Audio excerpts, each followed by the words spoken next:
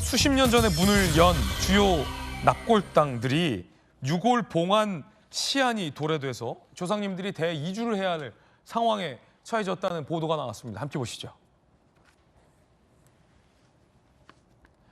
전국 봉안당 포화율이 상당합니다. 서울 95.3, 부산 95, 부산 영락공원 87.2%. 90년대 중반에 화장 문화가 활성화되며 유골 봉안에도 30년 시한이 있었다라는 겁니다. 이게 줄줄이 도래된다라는 거죠. 그러면 이 30년 된 조상님들의 이 봉안은 어떻게 해야 됩니까? 봉안 15년만 지나도 추모객이 거의 없거나 가족 연락이 닿지 않는 경우가 많다. 전 국토가 묘지화 우려된다. 들꽃장 등 장례 문화가 획기적으로 바뀌어야 된다라는 얘기도 나오고 있다고 합니다. 김관선 변호사님, 네. 조상님들 어디로 모시긴 해야 되는데 벌써 30년이 도래한 조상님들 봉안이 많다라고 해요. 근데 이제 원래 전에는 뭐 선산이랄지 네네. 아니면 어떻든 이제 공동묘지 이런 곳에 조상을 모셨잖아요.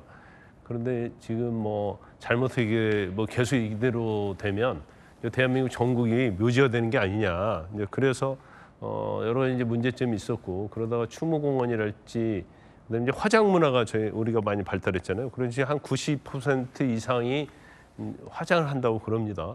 그럼 화장을 하면 이제 그 다음에 어떻게 이 유골을 모셔야 하느냐? 대부분이 이제 요즘은 수목장이랄지 아니면 이제 봉안을 하게 되는데 추모원에. 근데 지금 저 언론에 보도되는 것은 일반 추모하는 곳이 아니에요.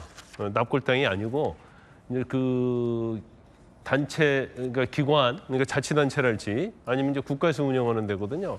그러면 저기는 거의 뭐 봉안을 하는 데 있어서 비용이 들어가지 않습니다. 그런데 저 이제 포화 상태가 되니까 한 30년 이상 되면 솔직히 말해서 요즘 뭐 시대가 굉장히 뭐 가족도 단순화되고 더군다나 뭐 증조부, 조부까지 손자들이 가서 뭐 성묘지 내고 그런 경우는 없거든요. 그러면 적어도 한 30년 지나면 어떻게 되든지 뭐 사실 납골당으로서 기능을 못 하잖아요. 납골로서. 그러면 어떤 방식이든지 처리를 해야 하는데 이게 고민인 것 같아요. 왜냐하면 15년, 20년 지나면 관련된 유족에게 전화하고 연락하려도 연락이 안 되는 경우가 많이 있거든요. 그렇군요. 좀 곤란한 상황이 있겠군요. 그런데 임의적으로 이걸 또 어떻게 처리할 수가 없기 때문에 아마 고민을 좀 많이 하고 있는 것 같아요. 네, 뜨거운 소식까지 살펴봤습니다.